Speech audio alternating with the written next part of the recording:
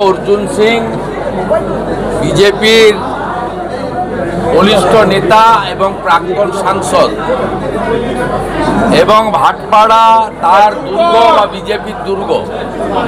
এখানকার এমএলএ পবন সিং, এরা একটি নির্দিষ্ট সম্প্রদায়ের গুন্ডাদের নিয়ে যাদের নামে লিখিত অভিযোগ হয়েছে, এই অর্জুন সিংজির বাড়ি মজদুর ভবন এবং এই এলাকায় মূলত বিজেপির সমর্থক সনাতনীদের রামনবমীর আগে আতঙ্কিত করার জন্য, যেহেতু অর্জুন সিংজি কয়েকদিন আগে বলেছেন এবারের রামনবমীতে পূর্বের সব রেকর্ড ভেঙে 4 লক্ষ হিন্দু লোক ধ্বজ নিয়ে বেরোবে, তাই খুব পরিকল্পিতভাবে আজ থেকেই সন্ত্রাস করেছে এবং এখানে তৃণমূলের চোর গুন্ডাদের প্রোটেকশন দেওয়ার জন্য মমতা ব্যানার্জি একটা পুলিশের আউটপোস্ট করে রেখেছেন। সেই আউটপোস্টের পাশেই একটা মজদুরের বাড়িতে বোম মারা হয়েছে। খুব সাধারণ খেটে খাওয়া মানুষজনের উপরে আক্রমণ করা হয়েছে, প্রাণহানির ঘটনা ঘটতে পারত।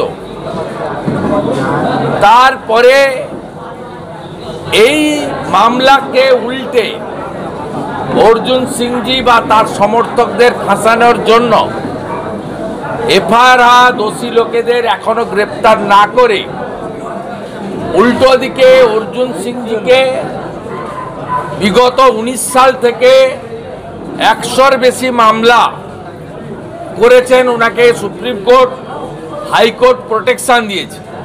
গত লোকসভা নির্বাচনের পর থেকে ওনার হাউসওয়াইফ এবং ওনার পুত্রকাম এমএলএ পবন, যার কোনো শত্রু আছে বলে তল্লাটে, আপনারাও জানেন না, আমিও জানি না। এত নম্র বিনয়ী মিষ্টভাষী মিশুকে একজন এলাকার জনপ্রতিনিধি এবং ওনার সুপুত্র, তাকেও মাঝে মাঝেই 3 ঘন্টা 4 ঘন্টার জন্য ভবানী ভবনে থানাতে ডেকে হ্যারাস করা হয়। এবং আমাদের কাছে নির্দিষ্ট তথ্য আছে, লন্ডন থেকে মমতা ব্যানার্জির নির্দেশে অর্জুন সিংজিকে মিথ্যে মামলায় ফাঁসানো, এমনকি গ্রেপ্তার করারও সাহস দেখাতে পারেন। আমি বিরোধী দলনেতা হিসেবে আমাদের এই সাংগঠনিক জেলার সভাপতি মনোজ ব্যানার্জি, রাজ্যের নেতা তাপস রায়, এলাকার এমএলএ পবন সিং পরিষ্কার হুঁশিয়ারি দিয়ে যেতে চাই, অবিলম্বে যে নির্দিষ্ট লোক ফিরোজ সাদ্দাম, যাদের নামে এফআইআর হয়েছে, যদি গ্রেপ্তার না করেন তাহলে আমরা কমিশনারেট ঘেরাও যেমন করব, অর্জুন সিংজিকে যদি উত্ত্যক্ত করা হয়, গ্রেপ্তারের চেষ্টা হয়, আমরা ব্যারাকপুর শিল্পাঞ্চল জুড়ে বন্ধ হরতালের দিকেও যেতে বাধ্য হব। আমরা বিগত দিনে সুপ্রিম কোর্ট এবং হাইকোর্টের লড়াইতে অর্জুন সিংজিকে পূর্ণ আইনি সাহায্য দিয়েছি। আগামী দিনেও পুরো পশ্চিমবাংলার ভারতীয় জনতা পার্টি পরিবার আমরা অর্জুন সিংজির সঙ্গে আছি এবং আজকে আমরা 2টো স্পট ভিজিট করেছি, সাধারণ লোকের সঙ্গে কথা বলেছি এবং মমতা ব্যানার্জির নির্দেশ কার্যকর করলে পরিণতি খুব খারাপ হবে। এখানকার কমিশনার এবং ডিজিপিকেও সেই হুঁশিয়ারি আমরা দিয়ে গেলাম।